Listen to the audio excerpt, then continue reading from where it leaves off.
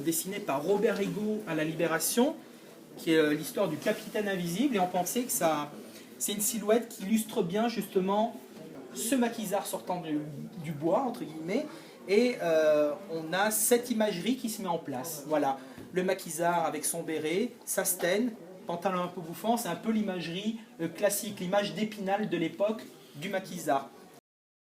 Alors l'été de la victoire, c'est l'été où on retrouve la liberté, la joie de partager des moments de plaisir et des moments de fête.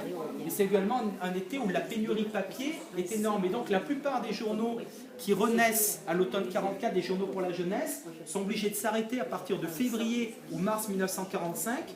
Et surtout, pour continuer à paraître, il faut être affilié à une organisation de jeunesse.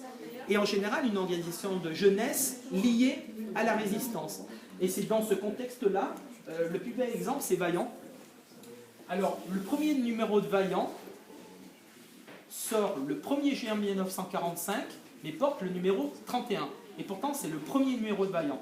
Parce qu'en fait, pour ne pas perdre son contingentement de papier, Vaillant, donc qui est un illustré vraiment là avec des bandes dessinées pour la jeunesse, se place dans la continuité du Jeune Patriote, qui était lui l'organe des jeunes du Front National, mais de l'époque, Front National de lutte pour la libération et l'indépendance de la France, donc lié aux forces unies de la jeunesse patriotique, enfin, lié à une organisation de jeunesse résistante, et donc il se place Vaillant dans la continuité du Jeune Patriote, qui lui-même était un journal clandestin de résistance. Donc vous voyez, Vaillant s'intitule... donc porte le numéro 31 et s'intitule Vaillant, le jeune patriote. Et pendant des mois et des mois, on gardera cette continuité. Et par la suite, alors vous voyez, même ce journal qui est fortement lié à la résistance, parce que l'intégralité de l'équipe de scénaristes et de rédacteurs en chef sont des anciens résistants. On a notamment Roger Lécureux qui sera le père de Rahan, on a qui a été résistant, on a Pierre Olivier qui est un grand scénariste qui a travaillé, qui est à l'origine également des scénarios de pas mal de bandes dessinées que vous voyez, et notamment Placide et Museau également avec Arnal. Donc Arnal, je vous en ai parlé tout à l'heure, c'est le républicain espagnol qui a été déporté à Mauthausen, et quand il revient, l'équipe de Vaillant lui fait confiance, et il est quasiment à la rue.